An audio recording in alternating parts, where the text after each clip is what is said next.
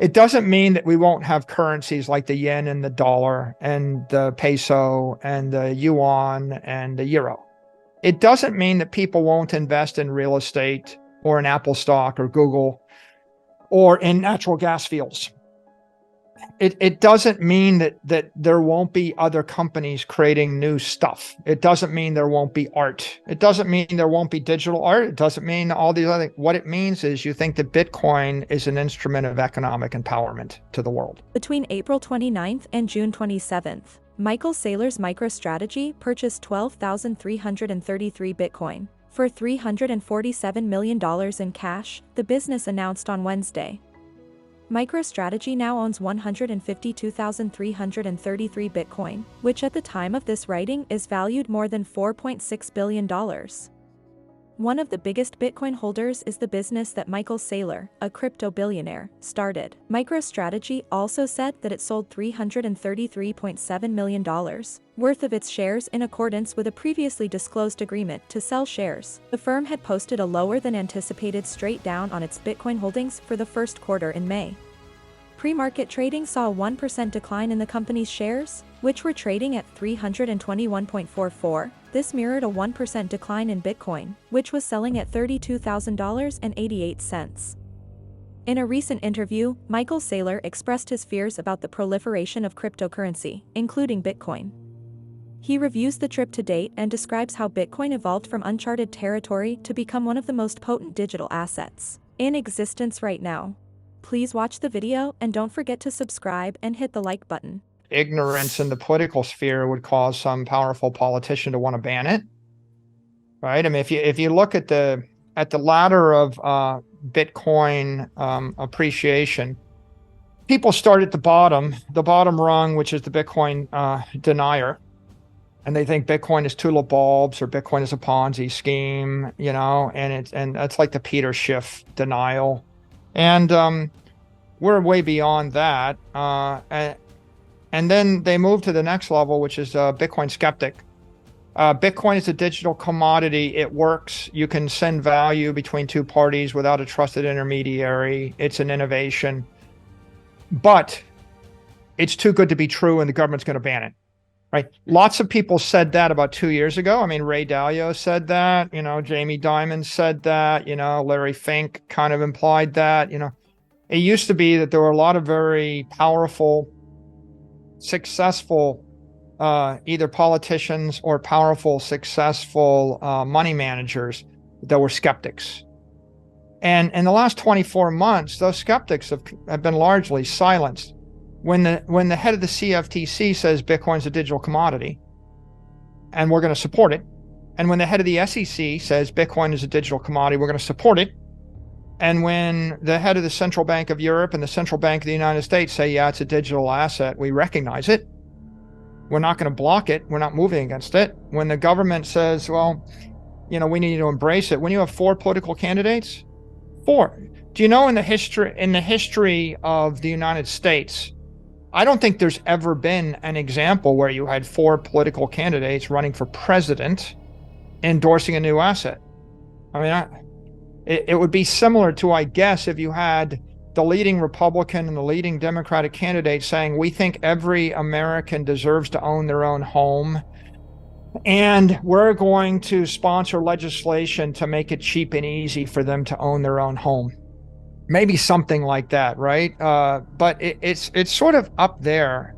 So at this point, it's kind of hard to say that skeptics are winning the day, right? The skeptics are being shouted down. They're out of the mainstream. The Wall Street Journal, Bloomberg, New York Times, CNBC, a bunch of senators, a bunch of Congress persons, the head of the Senate Finance Committee or the House Finance Committee.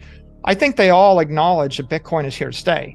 In fact, Jerome Powell just yesterday, right, was asked this point blank in congressional testimony and said, yeah, I think it's not going away. 8 billion people are deprived of property rights.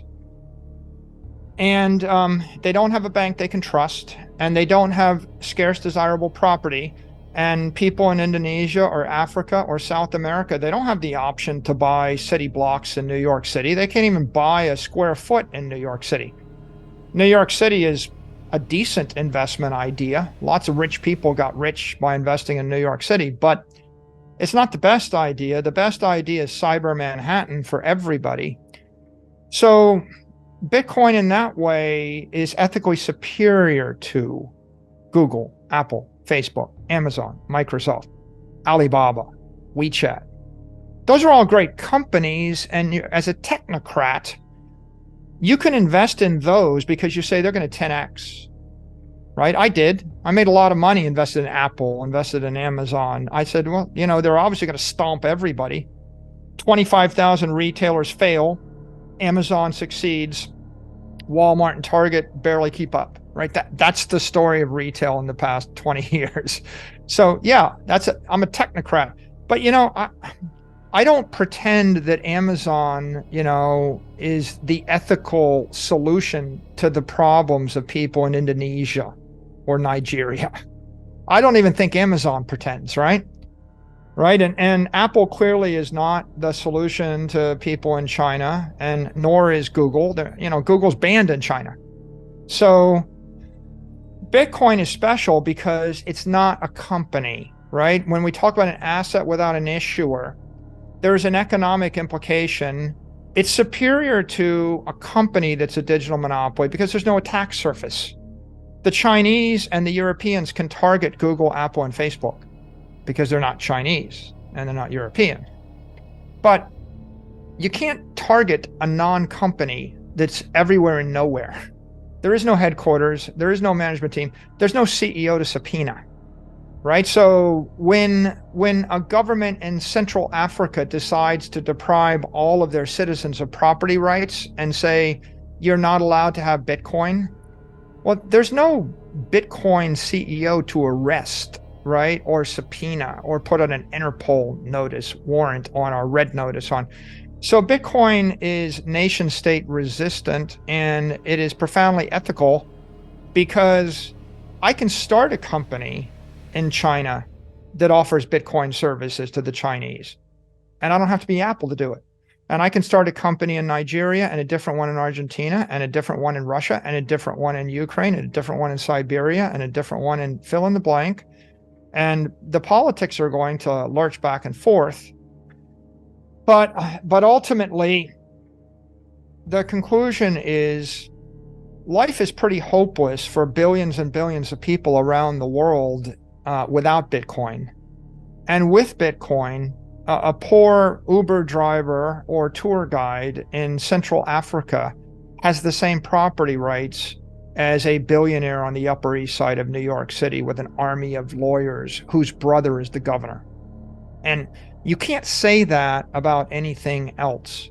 And you're not going to be able to hold out, shares of Apple stock as the moral equivalent for the next 100 years. Asset management behemoth Fidelity has updated the documentation for its spot Bitcoin ETF and Wise Origin Bitcoin trusts. The action was taken about 2 weeks after BlackRock's BLT iShares unit submitted papers for the iShares Bitcoin Trust, sometimes known as a spot Bitcoin ETF. The U.S. Securities and Exchange Commission, SEC, denied Fidelity 2021's initial application to establish the Wise Origin Bitcoin Trust in 2022. Since the BlackRock spot ETF registration in early June, a number of other fund companies, including Invesco, IVS, and Wisdom Tree, have followed suit. A story from earlier this week said a Fidelity filing was on the horizon. To allay SEC worries about market manipulation, Fidelity's file from today contains a surveillance sharing arrangement with an undisclosed U.S. spot-based Bitcoin trading platform, similar to the BlackRock disclosure. Fidelity also pointed out losses lately experienced by cryptocurrency players as a result of various insolvencies of both custodians and centralized exchanges, and stated that having access to a tool like a spot Bitcoin ETF would have saved countless investors. The SEC hasn't made a decision yet regarding any of the new applications. While many are upbeat about BlackRock's application, which has been approved for 575 of its other ETF applications with the exception of one, some are still dubious. Townsend Lansing, Chief Product Officer at BlackRock, stated in a podcast on Monday that he believes there is a 10% chance that the SEC will approve the company's application.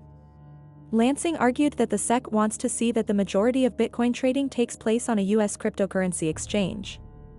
The leading cryptocurrency by market capitalization recently experienced a rebound as U.S. investors poured money into Bitcoin, as institutional activity picked up. The key driver of Bitcoin's performance, according to crypto analytics company K33 Research, has been the recent concentration of price growth and trading activity during U.S. market hours. According to CoinDesk data, Bitcoin has increased 85% so far this year, surpassing the majority of the cryptocurrency market. However, price growth has occurred as a number of powerful financial institutions, such as BlackRock, Fidelity, and Citadel, have increased their involvement with Bitcoin, boosting investor confidence. Smaller cryptocurrencies have struggled because of increased regulatory scrutiny over whether they are unregistered securities. In order to reduce risk, trading platforms have since emerged and started to sell well-known tokens. Since hitting a low point of roughly $16,000 at the bottom, Bitcoin has increased by almost 30% cumulatively during U.S. market hours, outperforming Asian and European trading sessions by a substantial margin. Once asset management behemoth BlackRock submitted an application for a spot Bitcoin exchange-traded fund on June 14, activity in the U.S. increased. The recent increase in Bitcoin has also been accompanied by a decoupling from the performance of U.S. stocks like the S&P 500 and NASDAQ indices, with its 30-day correlation hitting negative last week for the first time since January 2021, as highlighted by A33. This shows that U.S. traders are investing in Bitcoin for peculiar reasons like portfolio diversification. Senior analyst at K33, Veta Lund, wrote, "It appears that the United States, which had previously opposed rules that would have protected cryptocurrencies like Bitcoin, is now its strongest supporter." Talk about a complete change of direction. The recent surge in interest in Bitcoin and other cryptocurrencies is unprecedented and has accelerated adoption rates more quickly than was anticipated. What do you believe will happen to the ETFs going forward? Would the SEC concur? Post your ideas and feedback in the space below.